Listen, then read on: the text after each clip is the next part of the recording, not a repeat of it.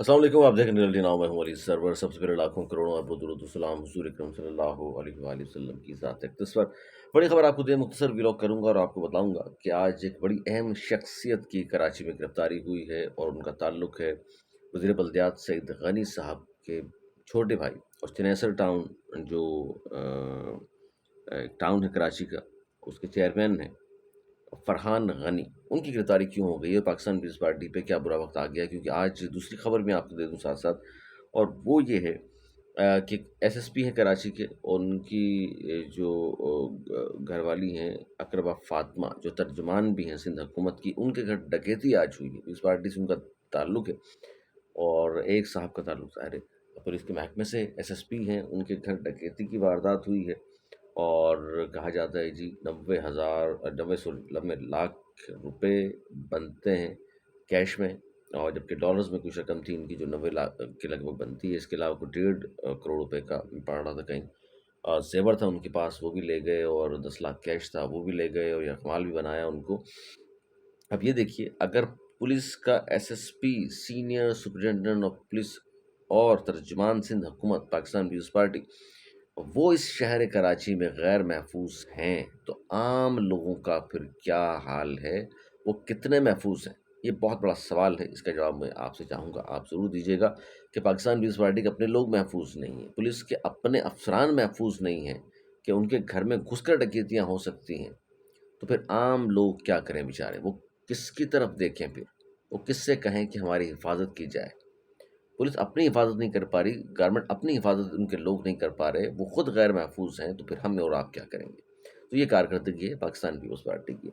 सईद गनी साहब के भाई की जानिब बातें। अब सईद गनी के भाई जो फरहान गनी हैं, उन्होंने अभी हाल ही में एक मुशायरे की मुशायरा कराया था। पिछले साल भी मुशायरा कराया था, इस साल भी मुशायरा उन्होंने कराया, बल्कि पिछले साल तो शायद टाउन के हवाले से था, लेकिन बड़ा कामयाब था। इस साल भी मुशायरा कराया, वो भी बड़ा कामयाब था। लेकिन खबर क्या है? खबर ये है कि जनाब कि एक शख्स हैं हाफिज़ सुहेल जदून साहब, उन्होंने उनके खिलाफ एफआईआर दर्ज कराई है। वो उस एफआईआर के मुताबिक जो कहानी सामने आई है वो ये है कि वो ये जो शारा फैसल पर नर्सरी के साथ PECHS ब्लॉक 6 पड़ता है, वहाँ वो केबिल खुदाई का काम करवा रहे थे, और वहाँ पर 3-4 गाड़ियों में 20-25 लोग भर कर आए और उनको आकर कहा कि ज़मीन की खुदाई यहाँ क्यों हो रही है, अब इसको बंद कर दो। तो उस शख्स ने कहा कि जी, मैंने कहा कि तमाम इदारों से एनओसी हम ले चुके हैं। तो एनओसी जब होता है तो ज़ाहिर है एनओसी का मतलब क्या है? नो ऑब्जेक्शन सर्टिफिकेट, यानी कि हमें कोई एतराज़ नहीं, आप खुदाई कर सकते हैं जाकर, तो आप हमें क्यों रोक रहे हैं? तो वो कहते हैं जी, इस बात पर उन्होंने मुझे गालियाँ देना शुरू कर दी और उसके बाद धमकियाँ देना शुरू कर दी, उसके बाद मारना शुरू कर दिया और तमाम लोगों के सामने।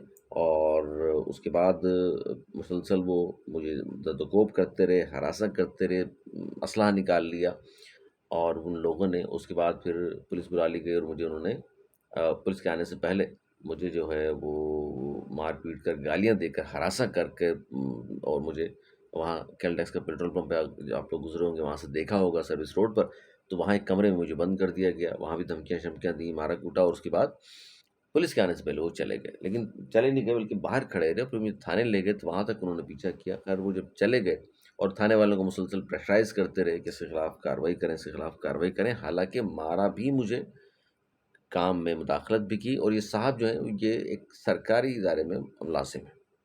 अच्छा, वो कहते हैं जी उसके बाद चले गए, पुलिस ने छुड़वा लिया मुझे। खैर पुलिस से मैंने बात करके मैं चला गया, अपने इदारे गया, वहाँ से मैं घर चला गया। अगले दिन आकर के मुझे चोट-वोट काफ़ी लगी हुई थी, और अब आकर मैंने एफआईआर दर्ज कराई है, और एफआईआर दर्ज हुई है कोई रात के 11:30 बजे।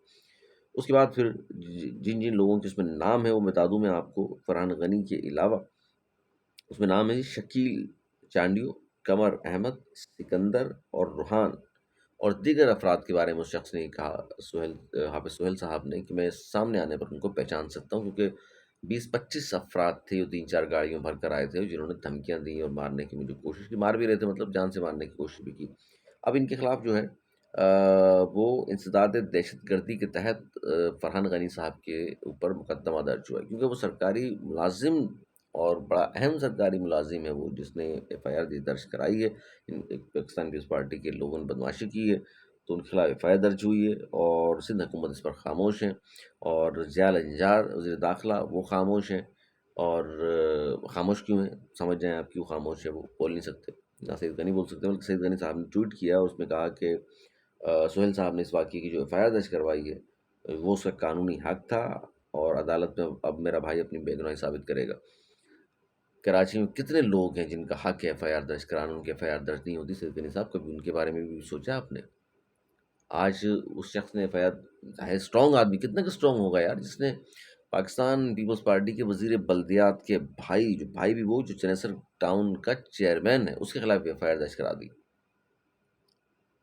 تو ان کے خلاف کوئی تگڑا آدمی آ جائے تو بھیا پھر تو ہو سکتا ہے، ادروائز عام آدمی توبہ کیجیے جناب، توبہ کیجیے، کچھ بھی نہیں کر سکتا۔ اچھا، یہ صرف میں یہ مثال پاکستان پیپلز پارٹی کی نہیں، کسی بھی سیاسی جماعت کے خلاف جو خاص طور پر برسر اقتدار ہو، آپ کچھ بھی ان کا نہیں کر سکتے۔ یہاں تو یہ بھی حال ہے کہ برسر اقتدار نہ بھی ہو، اتنی بدماشیاں آلریڈی ان کی ہوتی ہیں، غریب آدمی تو ویسے کچھ نہیں کر سکتا۔ اچھا، غریب آدمی کو سیاسی جماعتیں تو بعد میں روکتی ہیں، بھائی پہلے تو جا کر منشی تھانے کے کر، ننا سا ادنا سا، جس کا کام ایف آئی آر کا اندراج ہے، باقی کی رپورٹ درج کرنا ہے، فرسٹ انفارمیشن رپورٹ کرنا ہے، وہ اتنے نخرے کر رہا ہوتا ہے، وہ بھگا دے گا آپ کو۔ آئے دن شہریوں کی گاڑیاں لوٹتی ہیں، موٹر سائیکلیں چھن جاتی ہیں، موبائل چھن جاتے ہیں، جب وہ جاتے ہیں بیچارے وہاں لوٹ پٹ کر تھانے میں، تو کہاں سب کی ایف آئی آر درج ہوتی ہیں بھائی؟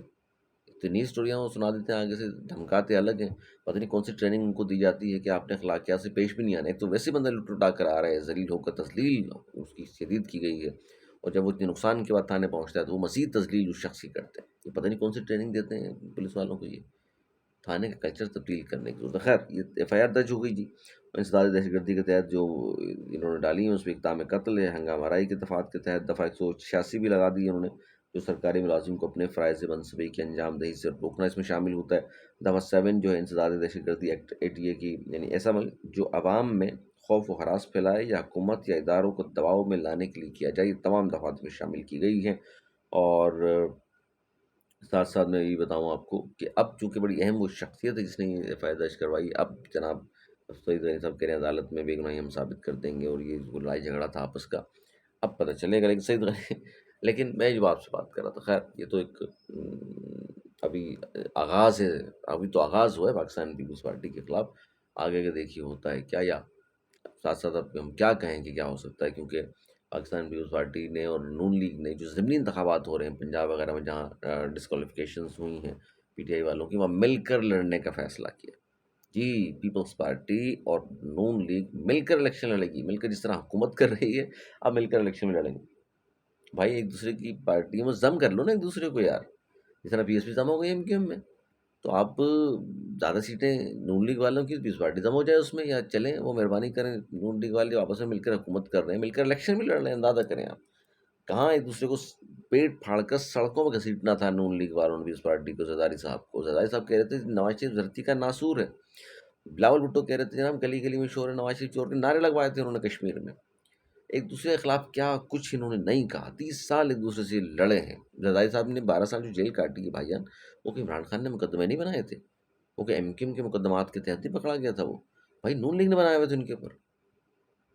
تو یہ اتنے زیادہ لڑے، لیکن اب وہ اتنا زیادہ ماشاء اللہ ایک ہو گئے، تو پارٹی ایک کر لیں یار، کیا تکلف کس بات کا ہے کہ الگ الگ پرچم، الگ الگ منشور؟ ایک ہی منشور ہے آپ کا، حکومت کرنا، حکومت سے باہر نہیں جانا، مل کر الیکشن لڑ رہے ہیں، مل کر آپ لوگ حکومت آلریڈی کر رہے ہیں۔ اب تکلف، تکلفات ختم کر دیجیے، وزارتیں بھی لے لیجیے پاکستان پیپلز پارٹی، اب دیکھیں مل کے حکومت کر رہے ہیں، الیکشن مل کر لڑ رہے ہیں۔ ہم وزارتیں اس لیے نہیں لیں گے، ہمارا الگ ہے ان کا الگ ہے یار، خدا کا خوف کر، لوگ بھی پتہ نہیں کس ٹائپ کے ہیں یار، پھر بھی اس کے باوجود بھی جا کے ووٹ دے کر کے آ جاتے ہیں۔ خیر، لیکن تصوری صاحب نے اس طرح کہا ہے کہ آپ ووٹ کسی کو بھی دے دیں، آپ ووٹ دیں گے، آپ نے ووٹ دیا، نکلا، پھر یہ طنز کیا تھا انہوں نے۔ خیر بغل فیصل باروٹا کے پھر ان کا سافٹ ویئر اپڈیٹ ہوا، اب تو اچھی سی باتیں کر رہے ہیں آج کل، بڑی محبت کی، الفت کی، مل کر چلنے کی، اتحاد کی، ان کی بھی خبر دیتے ہیں، ان کے خلاف بھی کوئی کسی نے کیا کچھ کہا ہے، کون عدالت کیا ہے کہ، اور عدالت کیوں گیا پتہ ہے آپ کو؟ وہ یاد ہے آپ کو بھی، ابھی ابھی 3 4 دن پہلے مرزا وہاب صاحب نے کیا فرمایا تھا کہ یار آپ بتائیے کہ گورنر وفاق کا نمائندہ ہوتا ہے، وہ تو سیاست کر ہی نہیں سکتا، تو یہ سیاست کر رہا ہے، تو آپ نہیں سمجھتے کہ وزیر اعظم سے کسی کو شکایت کرنی چاہیے، یا یہ توہین ہے، سیاست کرنا نہیں سکتے؟ اب ایک بندہ چلا گیا عدالت، درخواست دے دی اس نے کہ یہ سیاست کر رہے ہیں، ان کا کام نہیں ہے، کیونکہ یہ جب گورنر بن جاتے ہیں، حلف اٹھا لیتے ہیں، تو پارٹی چھوڑنی ہوتی ہے، آپ کو چھوڑنے سے مراد یہ ہے کہ پھر آپ پارٹی کی ایکٹیویٹی میں نہیں ہو سکتے، لیکن آپ تو اجلاس بھی کر رہے ہیں، آپ سب کچھ کر رہے ہیں، آپ اس پہ چلیں، ڈیٹیل سے خبر دوں گا شخص کون ہے، کیا ہوا کیا نہیں ہوا۔ بہرحال فرحان غنی صاحب نے گرفتاری دے دی ہے، ان کو گرفتار کر لیا گیا ہے۔ وزیر بلدیات کے وہ بھائی ہیں، چناسر ٹاؤن کے وہ ٹاؤن چیئرمین ہیں، اور ان پر جو دفعات لگائی گئی ہیں وہ میں نے آپ کو بتا دی۔ سہیل جدون صاحب ہیں جنہوں نے ان کے خلاف مقدمہ درج کیا ہے۔ سہیل جدون صاحب کا کہنا یہ ہے کہ 20-25 لوگوں کے ساتھ آئے تھے، مجھے مارا پیٹا ہے، گالم گلوچ کی ہے، اور میرے کام میں رکاوٹ ڈالی ہے، سرکاری ملازم ہے وہ، اور انہوں نے کہا، میں نے بتایا بھی ان کو، میرے پاس تمام NOCs موجود ہیں، لیکن اس کے باوجود انہوں نے بدماشی کی بحث اس لیے کی۔ ظاہر ہے وہ اثر رسوخ، اصل بات تو وہی ہے کہ بہرحال اب دیکھتے ہیں جی، بے گناہی جس طرح سعید غنی صاحب کہہ رہے ہیں وہ ثابت کریں گے فرحان غنی عدالت میں، دیکھتے ہیں کیا ہوتا ہے۔ انسداد دہشت گردی عدالت کے تحت جن کے دفعات کے تحت جن پہ مقدمات ہوتے ہیں، فوری ضمانتیں ان کی نہیں ہوتی۔ ہم نے تو یہ دیکھا ہے بھائی کراچی میں باقی جماعتوں کے جو لوگ پکڑے جاتے ہیں، فوری ضمانتیں ان کی نہیں ہوتی۔ اب دیکھتے ہیں آگے جائے کیا ہوتا ہے۔ اپنا بہت خیال رکھیے گا، مجھے اجازت۔